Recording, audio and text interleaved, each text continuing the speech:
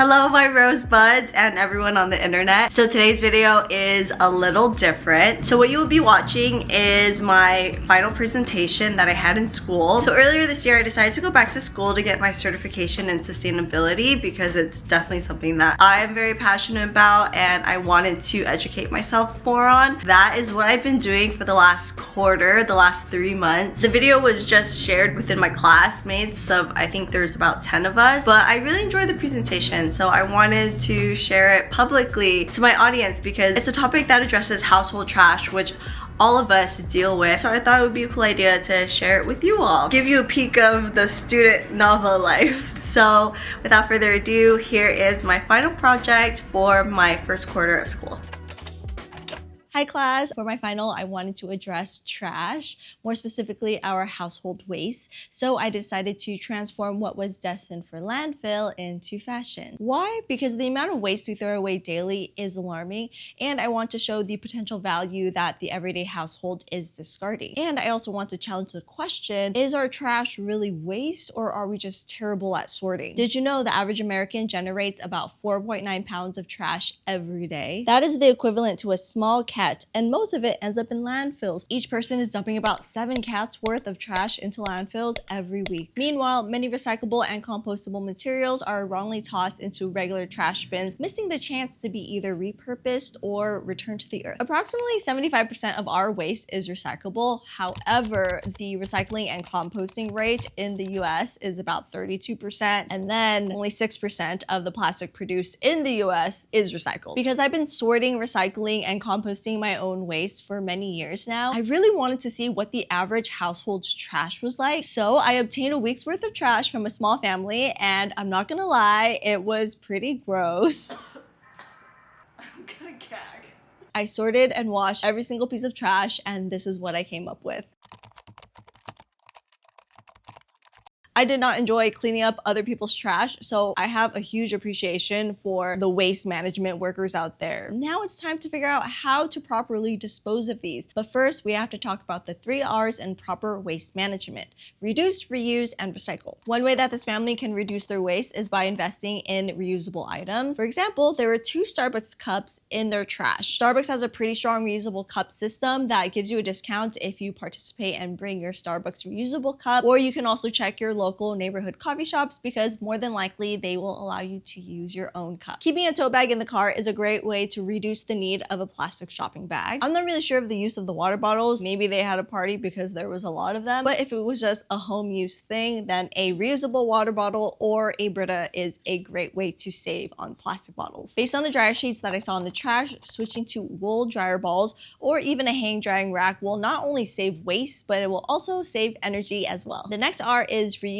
What items in the trash could have been reused or at least donated? There were some toys still in perfect condition, so I will be dropping these off the next time I go to a thrift store in hopes that another child can enjoy them. There were a couple of lip balm containers that I personally will be keeping for my own crafting, so do not judge me because I literally pulled them out of a trash. Containers are just so great to keep reusing for crafts, and there are craft stores like Remainders in Pasadena that will take secondhand or used containers for arts and crafts. And the final R is recycle, and there is a reason why it's last because it should be the very last resort. We need to reduce first, then reuse, and then recycle. Most of the plastics and cardboard were dropped off at the Burbank Recycling Center, where I spoke to a recycling specialist about their process. While tossing your plastics in a blue bin is a step, it's not always the best step. So if you do have a recycling center near you that does extended sorting like this one in Burbank, please take advantage of it and please participate in it. The specialist also told me that there's misconceptions about if it's mixed in with trash, then they just toss the whole thing. I found out that's actually not true. If it's recyclable, they will take it and they will recycle it. So no matter what, if you see a recycling bin, just try to do your best and keep it out of the black trash bins. If you're unsure where to recycle your old beauty products, your local Sephora might have a drop-off point. I know mine does. So if you shop at Sephora often, just collect all those empty beauty products, and then the next time you shop at Sephora, go and drop it off. Vermicomposting is one of my favorite pastimes, but unfortunately, I wasn't able to compost their food scraps the way I would have liked to because there were just too many any meat and dairy products mixed in. Generally, you can drop these off in a green organics bin, which is actually what I was planning to do with their food scraps. The city of LA said that my building should have had a green bin. When I checked downstairs, I could not find one. So I'm still in the search to drop off these food scraps to someone's green bin. But this is a sign to really press your building management, your city, to make sure that your house or your home or your apartment building has those green organics bin and that they are doing their part in enforcing these laws. If it's just veggie and food scraps, there are many farmers markets that offer compost drop-offs. By dropping off your food scraps to a compost hub, you are contributing to a circular economy as the organic waste becomes nutrient-rich soil instead of becoming methane gases in a landfill. Like I mentioned earlier, LA is starting to enforce their residents to compost their food scraps. So if you are part of LA, there's a program called Organics LA that you can request a free pail from, and you could put your food scraps in, and you can also schedule free pickups. And this makes it so easy and convenient for people to dispose of their food scraps properly. They're basically giving you no excuse not to compost. Now, there were some items that were really difficult to recycle, so I ended up upcycling them as new materials for my dress. Although cardboard is great to recycle, I also want to show you how I was able to repurpose the cardboard as structure for the dress. And for all those plastic wrappers, I made little tiny flower appliques that I added to the dress. Before I reveal the dress, let's talk the impact and analysis of our waste. The 3 E's analysis. While reducing waste doesn't always have a huge direct financial benefit, there will be economic impact by encouraging families to practice mindful consumption. Because most things in this world are now seen as disposable, we spend, consume, and toss so freely and so frequently. Mindful and intentional consuming can save money in the long run. One of the obvious impacts is on the environmental front. Properly disposing of our waste will keep resources out of landfills and help lower our carbon footprint on the planet. The social equity impact of this project is inspiring communities to just think more critically about their trash and to embrace sustainable practices. We, the consumers, can manage our waste all we want. However, we do have to hold the manufacturers and the corporations accountable, because at the end of the day, they are the ones that are producing the product in the first place. Do they think about the life cycle of their product? Do they care about what happens to their product after it leaves the facility? Some companies don't, and that places the waste burden on the consumers to deal with. Let's take this plastic cup for example. It's labeled as compostable, but is commercially compostable only. So where do we recycle it? It can't go in the recycling bin, nor can it go in the compost bin. And after doing some research, I found out it goes in the black,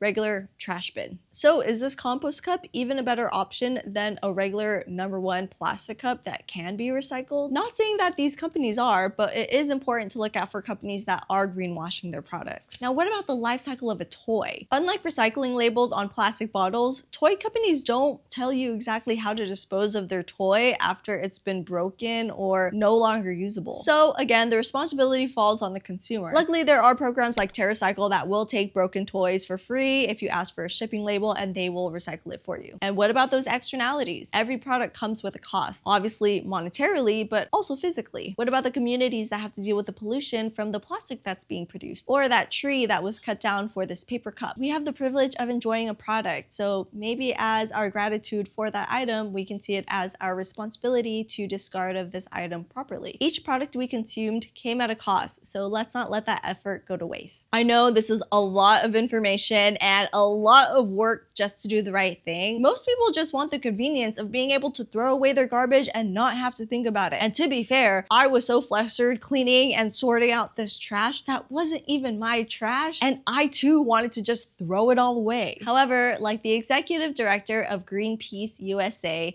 Annie Leonard, says, there's no such thing as away. When we throw anything away, it has to go somewhere. And at this point, we don't have that luxury anymore. We're running out of earth to throw anything away, so we gotta work with what we have. And on that note, here is the final reveal of my trash dress using materials that I could not recycle.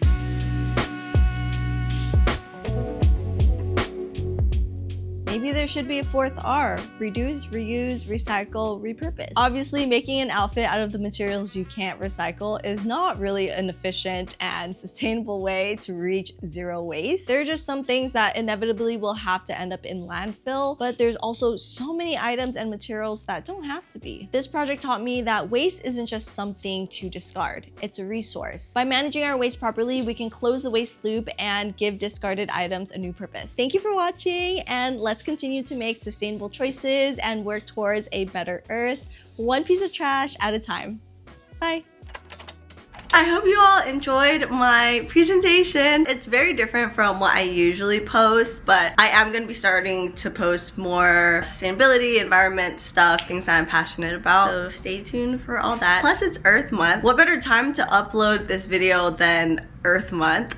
If you all want to see some like behind the scenes or just like my student life and like what I'm doing in school, let me know in the comments. I would be happy to share those. If you want to connect, you can find me at the Nava Rose down here below, and I will see you all in my next video. Happy Earth Month. Bye.